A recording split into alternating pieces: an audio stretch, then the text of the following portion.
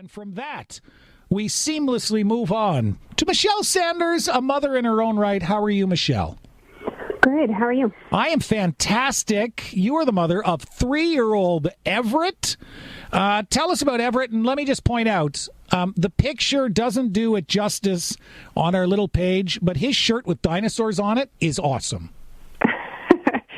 Yeah. Well, Everett, he definitely has a very strong personality. He loves other people. He loves other kids. He's very social. He's very eager to learn and to adapt. And he receives services from the Niagara Children's Center, and his personality fits just perfectly with that. He needs some extra physical assistance in life, and they're able to provide that. And he is such that he's always open to and eager and excited and enthusiastic to approach every new challenge and try new things. And they're helping him do that. Everett had a difficult beginning to his life. Can you go back to the day he was born? Yes. Well, it's as you can imagine, it's difficult to go back there, but it's the day Everett was born. We had some complications during labor and delivery. Everett did not receive the oxygen that he needed, which resulted in a brain injury. And that's what brought us to the Niagara Children's Center. He later got diagnosed with cerebral palsy. And with that, he just has faced a lot of physical challenges in life and needs a little bit of extra help. So that's kind of how he came to be at the Niagara Children's Center, and the reason that we are so eager to advocate for them. What's interesting as well is that some children get referred to the Niagara Children's Center at 2 years, at 3 years. Maybe there's a speech issue going on, so 4 years. Everett's been going there to receive some therapy and some services since about 5 months of age. This is almost and not because he goes there all the time, but a very familiar but second home to him, kind of. Oh, absolutely. We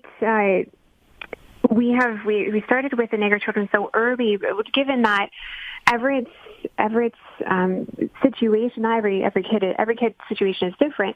But Everett in particular, because he had a brain injury and it was a known thing that he would in fact need help in a lot of different areas, we were referred at a very early age to the Niagara Children's Center. He started off in occupational therapy at the center because he had difficulty feeding. Coming out of McMaster Children's Hospital after he was born, that there were some very basic skills in life that he had not yet mastered, and that was to feed himself. So that was the very first thing that we started off at the Niagara Children's Center with, was occupational therapy that helped assess whether it was safe to continue with oral feeding or if there was a more non-traditional route that we could take. And they've been helping us with that ever since. Since then, we've kind of gained some other teams at the center. He has physiotherapy and speech pathology, and over the last year, he's been working with the center's CAST team, which is a team of speech and language pathologists and occupational therapists that specialize in augmentative communication. They're a very specific area of the center that are housed with the task of being very creative with alternative methods of communication. Over the last year, they've been working with Everett, teaching him how to communicate with pictures, because Everett is a nonverbal communicator. And they've recently linked him up with an eye gaze communication tablet that speaks for him, is his voice. So those are some of the things that we started out small. We were just occupational therapy, and as Everett's needs became apparent as he got a little bit older, we started to receive other services from the Niagara Children's Center for a total holistic rehabilitation approach. You talked about one of the first things that you worked on with Everett was feeding himself. And, you know, there's different things you've added. What's something else that people would understand in terms of, or some other success that you've seen through the Niagara Children's Center where Everett had a challenge and then through the efforts of therapists, he's now overcome that challenge and is doing something on his own? Oh, absolutely. So, when we began, we knew that Everett having diagnosis of cerebral palsy and being specifically diagnosed with quadriplegia, for movement, his future was sedentary, his physical future, without one-on-one assistance from another individual. So through Everett's physio sessions, they have linked him up with environmental supports, not only working with him to gain greater independence with his physical mobility, but linking him up with environmental supports to support that. So they get him his first walker. So now Everett can walk. They got him special ankle braces so that he can bear weight on his feet, which again promotes walking, promotes standing, and some of those strength-building activities. So that is a really, really great example, and probably one of the most impactful for our day-to-day lives that the center has given us, that without them, we wouldn't have had that opportunity to get him moving. And he loves it. We take him to the splash pads in the summer. He's active instead of just sitting in a chair. And even though, as you said, Everett's nonverbal, you describe him as having a strong personality. I'm sure you can see him, with the augmented communication, telling you exactly what he's feeling, like most 3-year-olds do, of every minute of the day. Oh, absolutely. And that's where his speech team at the center has really helped him in that. Imagine a life where you couldn't express yourself verbally.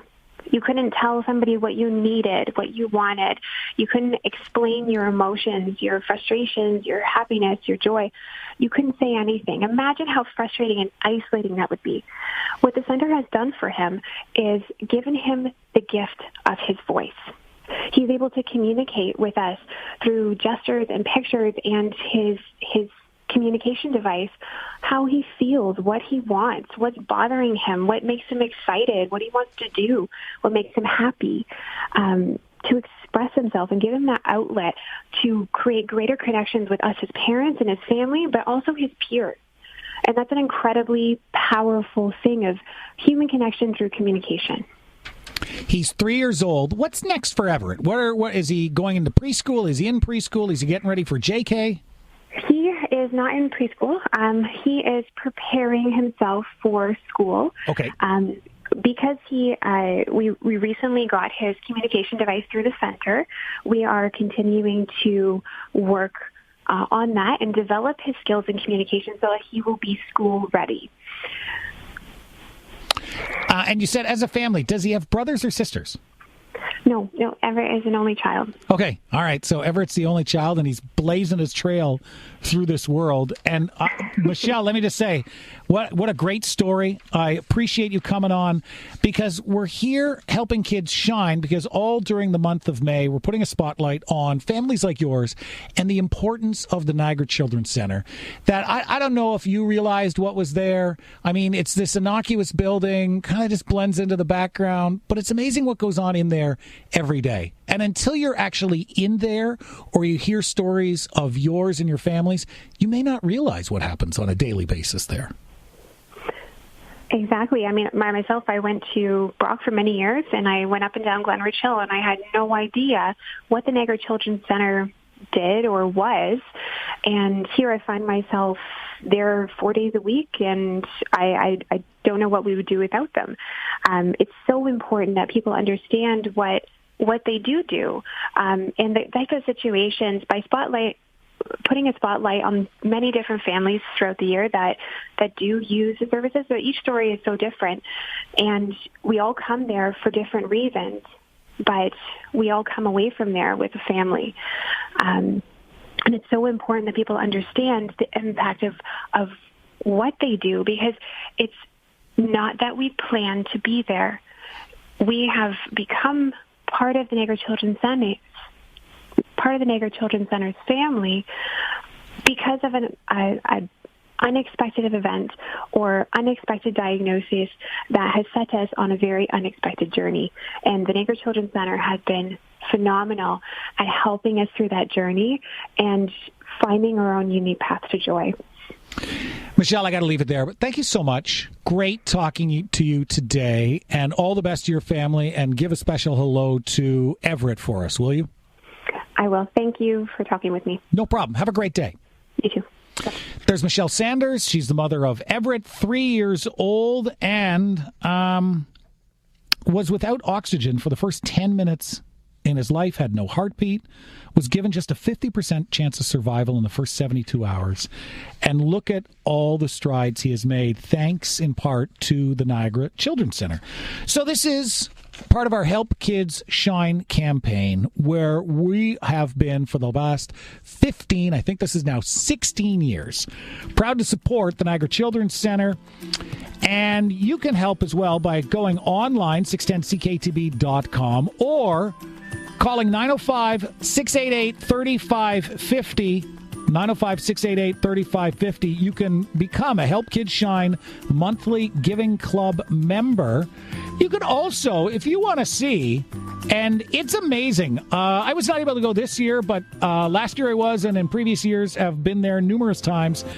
If you want to drop into the Niagara Children's Center, see what happens, they will gladly take you. They will gladly show you around as well. It's pretty cool. 567 Glenridge Ave. And as Michelle said, right across from Brock. And it's this nondescript, low brick building, turned sideways. You pass it all the time. You're like, Niagara Children's Center. What happens in there? Well, go see for yourself because it's pretty amazing. And don't forget as well, the plasma car races conclude the Help Kids Shine campaign that's taking place Thursday, May 30th at ballhockey.com in St. Catharines. Teams of 4 adults race on their plasma cars to help raise funds. You can register your team of 4 by going to NiagaraChildren'sCenter.com. That's NiagaraChildren'sCenter.com. Fun afternoon racing plasma cars, which are basically the 21st century version of a tricycle. A lot of fun. Julian have a plasma car? You got a plasma car yet for the kid? Oh, I hear what's a third birthday present. Yeah. Have you ever ridden on a plasma car? No. You go back and forth, so you sit on it and you move the handles back and forth, and it starts you propelling forward. Really fun. Oh, neat. Oh, yeah. I barely fit on one. You can probably get on one. Your wife would easily fit on one. But your kid, it's perfect for them. It is perfect for your kids. 22 minutes after 12. Quick break on the program. Back with more right after this.